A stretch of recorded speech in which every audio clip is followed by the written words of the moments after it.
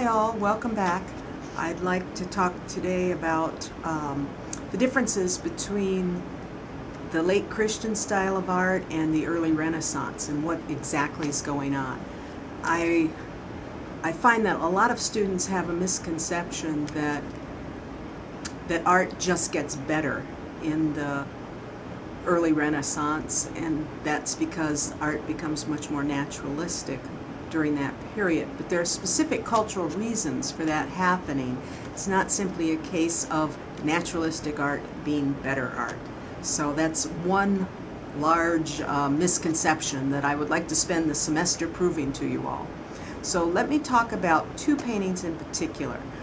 They are the first two paintings on your home page in Moodle. So we're going to compare them. The first one is Ciambui's Madonna Enthroned, and that's on page 452 of your book. So you can look there or you can look on the Moodle homepage. And we'll compare it to Jan van Eyck's Portrait of a Man in a Red Turban, which is page 533 in your book, or it's the second image on the Moodle homepage. So we want to look at three things when we look at art and do a comparison. We want to look at the subject matter, which is all about the function of the art, why it was created in the first place. We want to look at the materials that were used, and we want to look at the style of the art. And that tells us a great deal about changes in the society. So start with the Ciambui Madonna Enthroned. That's about 1300. And then Van Eyck's portrait is about 1430, so a little over 100 years later. And this is a dividing point in Western history as well as Western art history. So starting with the Ciambui painting, it is typical of kind of the last gasp of Byzantine influence in Western art. And what Byzantine art is interested in, and what the artists of that period and earlier, or during the medieval era, what they're particularly interested in using art in a religious function. The concept of religion organizes all of society. It's hierarchic. The Catholic Church is unified throughout Europe and is in control in many ways. And so the art sets out to kind of adhere to that idea. And it does it not by being naturalistic. That's the last thing religious art usually wants to do. Instead, it proves its value or its dominance, its major concepts through symbolism. So we can see the symbolism in Ciambui's art. First, you have a portrait of Madonna and the Christ child sitting on her lap. It's symbolic in that the figures are not attempting to be naturalistic, but they're very elongated and elegant rather than meant to look humanly realistic. There are angels on either side of the Madonna, so that places it up in heaven. She's seated on a throne, so the architecture itself tells us that this is the holy city in the heavens. And then you've got four prophets down below.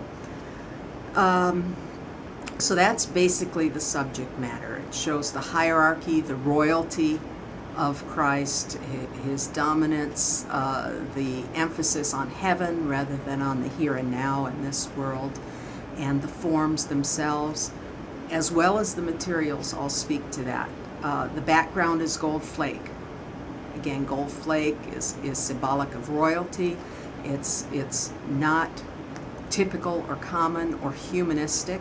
Instead, it is divine, a divine material. It never ages, for example. It's eternal.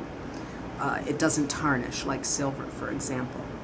So gold itself is symbolic in many ways.